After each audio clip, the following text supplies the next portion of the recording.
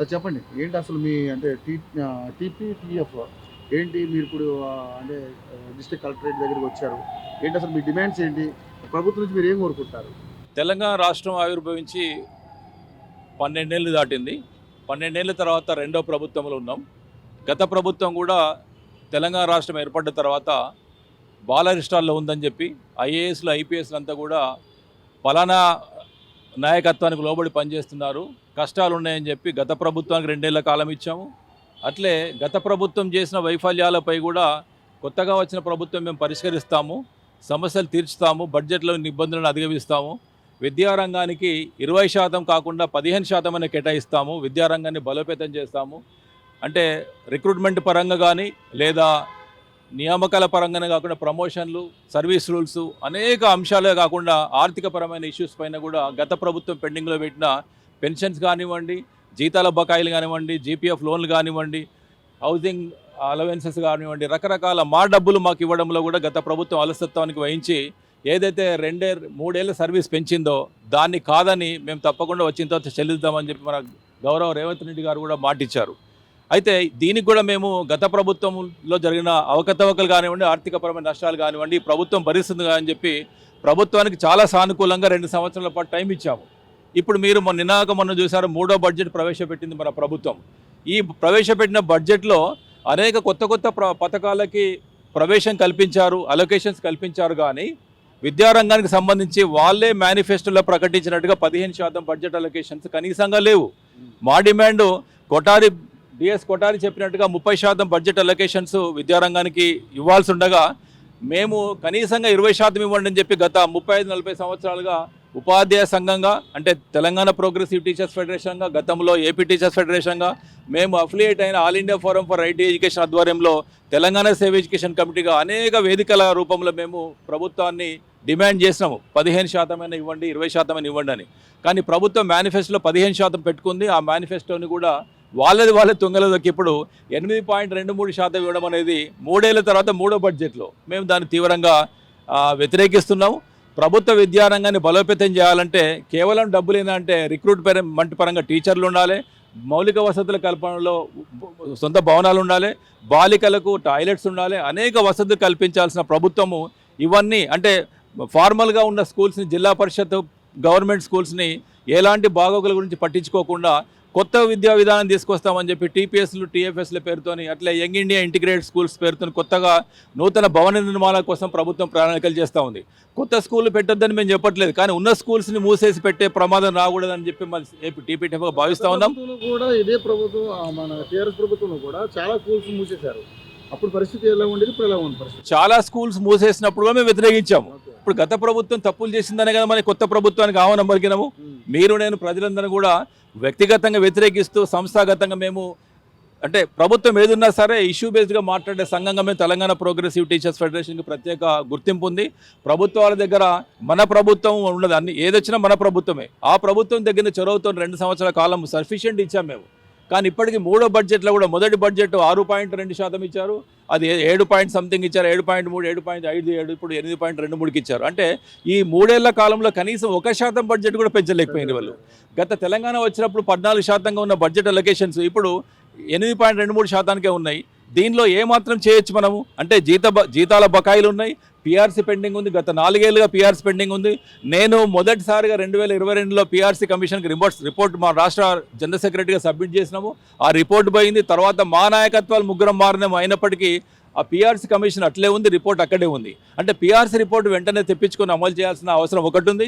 రెండవది 5 డిఏలు, గత ప్రభుత్వం 2-3 డిఏలు బకాయిలో పెడుతూనే మన ఇప్పుడు ప్రస్తుత ప్రభుత్వంలో ఉన్న ఆ పాలక పార్టీ కాంగ్రెస్ పార్టీగా ప్రశ్నించారు, మాకు మద్దతుగా నిలిచారు. కానీ మన ప్రభుత్వంగా అనుకున్న మరి కాంగ్రెస్ పార్టీ కూడా 5 డిఏలను పెండింగ్లో పెట్టడం అనేది కూడా జీర్ణించుకోలేని అంశంగా ఉపాధ్యాయ రంగంగా మేము ఉద్యోగులుగా ఫీల్ అవుతా ఉన్నాము. రెండో అంశం ఏంటంటే ఈ డిఏలు లేక పీఆర్సీలు ఆర్థికపరమైన ఇబ్బందులు ఉన్నప్పుడు కొంత హోల్డ్లో పెట్టి రేపో మాపు ఇస్తారని చెప్పి ఆశావహంగా మేము ఉన్నాం. కానీ రిటైర్మెంట్ బెనిఫిట్స్ రిటైర్ అయిపోయి 2 సంవత్సరాలైనా దాదాపు 30-56 లక్షల బెనిఫిట్స్ వాళ్ళు దాచుకున్న సొమ్ముని ఇవ్వడానికి కూడా ప్రభుత్వం ఎందుకు మీనమేషాలు లెక్కిస్తుంది అర్థం కాకుండా ఉంది. రాష్ట్ర వ్యాప్తంగా ఇప్పటికీ 10ల్లో పెన్షనర్స్ చనిపోయి ఉన్నారు. వాళ్ళ కుటుంబ పరిస్థితులు ఎట్లా ఉన్నాయో కనీసంగా క్షేత్రస్థాయికి వెళ్ళి ఒక మంత్రి కానీ ఎమ్మెల్యే కానీ పరామర్శించిన సందర్భాలు కూడా లేవు. అవి అంటే మేము మా జీవిత కాలంలో 25 నుంచి 35 సంవత్సరాల సర్వీస్ ప్రభుత్వానికి ఇస్తున్నాము. ప్రభుత్వ విద్యారంగంలో మేము ఉన్నప్పటికీ ప్రభుత్వం ఏ రాజకీయ పార్టీ పాలక వర్గంగా ఉన్నప్పటికీ వాళ్ళు రచించిన సంక్షేమ పథకాలు కానివ్వండి, పాలనా విధానాలు కానివ్వండి, ప్రజల దగ్గరికి చేరవేసే ఒక మీడియేటర్స్గా మేము ఉన్నాము. అంటే మీరు చేసే రకరకాల కార్యక్రమాలు భాగస్వాములుగా ఉంటున్నాము.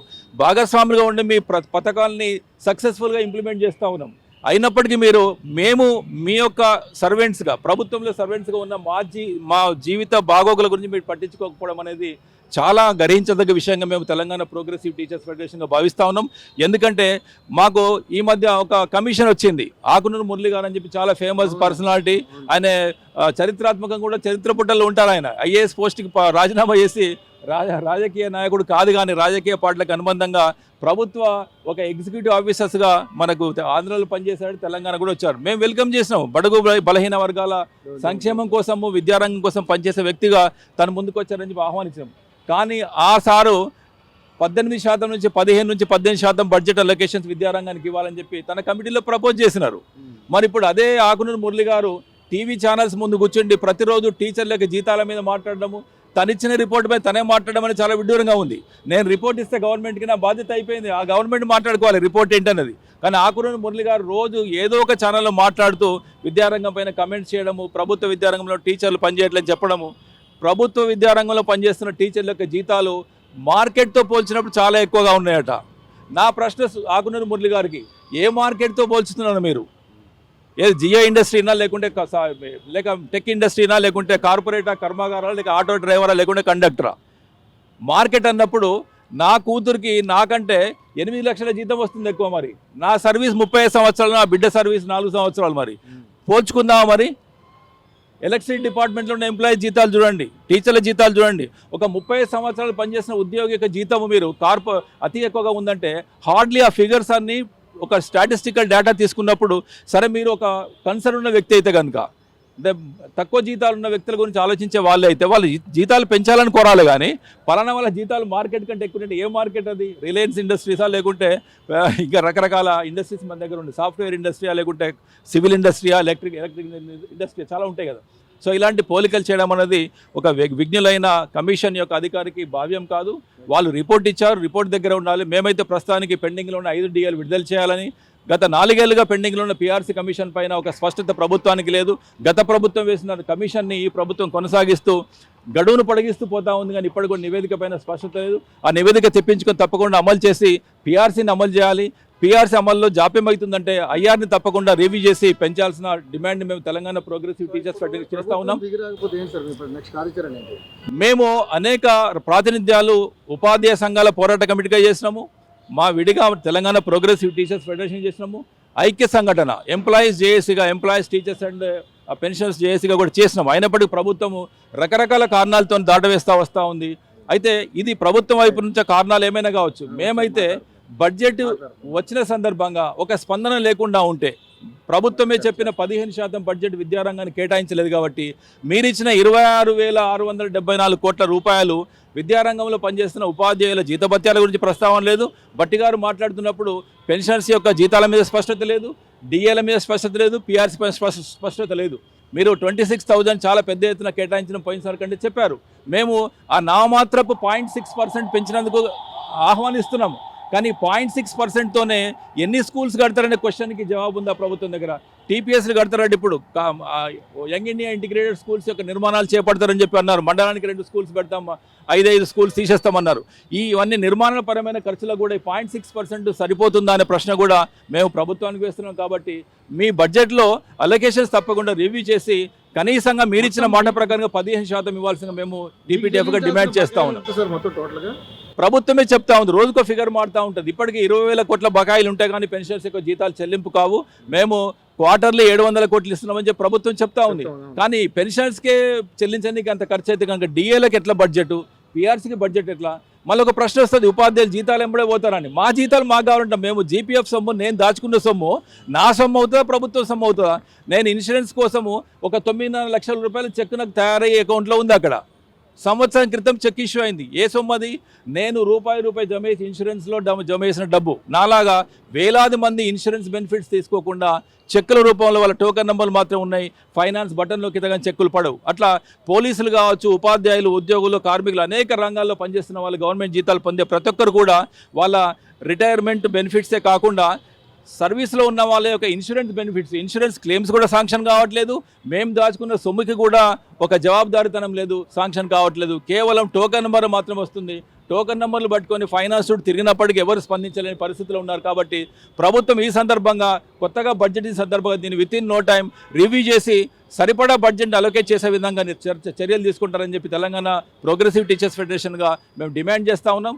ఆ క్రమంలోనే ప్రభుత్వ విధానాలు తప్పకుండా మేము క్షేత్రస్థాయిలోకి తీసుకొని అమలు చేసే క్రమంలో ప్రభుత్వం తప్పకుండా సహాయకారిగా మద్దతుదారుగా ఉంటాం. కానీ మాకు సంబంధించిన సంక్షేమ పథకాలపై మీరు ఎట్లాంటి ఆలోచన చేయకపోవడం, అసలు సంక్షేమమే కాదు, మేము రేషన్ కార్డు అడగట్లేదు, షాదీ ముబారక్ అడగట్లేదు, ఇంకే రకరకాల స్కీమ్స్ మీరు ప్రవేశపెడుతున్నారు, మేము అమలు చేస్తున్నాము. కానీ మా జీతాల గురించి మేము మాట్లాడుతున్నాం, మా పెన్షన్ గురించి మాట్లాడుతున్నాము, మా డిఏలో మాట్లాడుతున్నాము. మీకు ఇవ్వాల్సిన బకాయిలు ఇవ్వకుండా తీసుకురావాలని విద్యా కమిషన్ ఏర్పాటు చేశారు రాష్ట్ర ప్రభుత్వం. మరి ఈ సందర్భంగా విప్లవాత్మకమైన మార్పులు చెందాలని ప్రభుత్వ ఆలోచన మీరు ఏమంటారు? సార్, ప్రభుత్వ విద్యారంగాన్ని సమూలంగా ప్రక్షాళన చేయడంలో తెలంగాణ ప్రోగ్రెసివ్ టీచర్స్ ఫెడరేషన్ కంటే గొప్పగా ఆలోచించే వాళ్ళు లేరు. మేము ఆకునూరు మురళి గారితోనే 2.5 గంటల చర్చా వేదికల్లో పాల్గొన్న వాళ్ళ ఆఫీస్కి వెళ్ళాము. మేము స్టేట్ కమిటీగా మా సీనియర్ నాయకులతో పాటు వెళ్ళాము. మేము మాట్లాడిన అంశాలు అనేకంగా తను పరిగణలోకి తీసుకున్నారు. తరగతికి ఒక టీచరు, తరగతికి ఒక గది ఉండాలని ప్రతిపాదన పెట్టాము. సార్ యాక్సెప్ట్ చేసి తన కమిషన్ నివేదికలు పెట్టారు. ప్రైమరీ పాఠశాల బలోపేతం గురించి ఏమేం చేయాలనే విషయంలో మేము చెప్పినాము, తీసుకున్నారు. కానీ మేము చెప్పిన అంశాలు ఇంకా ఉన్నాయి. సిపిఎస్ రద్దు చేయాలని కోరినాము, సార్ ప్రస్తావించలేదు. అట్లే ప్రైమరీ టీచర్లకు ఓటు హక్కు ఇవ్వాలని అడిగాము, అది కూడా ప్రస్తావించలేదు. అనేక అంశాలు ప్రస్తావనకు లోను కానీ కూడా తన నివేదికలు ఉన్నాయి. నిజంగానే ఒక ప్రోగ్రెసివ్ థాట్తోని వాళ్ళు బలోపేతం చేసే క్రమంలో వచ్చిందని మేము వెల్కమ్ చేస్తున్నాం. అదే క్రమంలో ఆకునూరు మురళి గారు బడ్జెట్ ప్రతిపాదనలు చేశారు కానీ ప్రభుత్వాన్ని ప్రశ్నించలేని క్రమంలో ఉన్నారు. ఆ ప్రతిపాదన కూడా తీసుకోవాలి. అనేక అంశాలు చాలా స్పష్టంగా ఉన్నాయి కావచ్చు, కానీ దీనిలో సహజంగానే కొన్ని కాంట్రడిక్ట్ చేస్తాము, కొన్ని సపోర్ట్ చేస్తాము. కానీ కేటగారికల్గా చూసినప్పుడు అనేక అంశాలపైన కూడా మేము డిఫర్ అవుతా ఉన్నాం, అనేక అంశాలను వెల్కమ్ కూడా చేస్తున్నాం. అయితే మాకు ప్రస్తుతానికి తీసుకుందని బడ్జెట్ ప్రవేశపెట్టే సందర్భంగా మా ఒక స్పాంటేనియస్గా ఒక యాక్షన్ తీసుకుందామనే ఉద్దేశంగా నిరసన తీసుకుంటున్నాం ఈరోజు. దీన్ని దృష్టిలో పెట్టుకుని ప్రభుత్వం వెంటనే బడ్జెట్ రివ్యూ చేసి అదనపు అలొకేషన్స్ విద్యారంగం వైపు కేటాయిస్తారని చెప్పి ప్రభుత్వాన్ని మరోసారి రిక్వెస్ట్ చేస్తున్నాం. Thank you.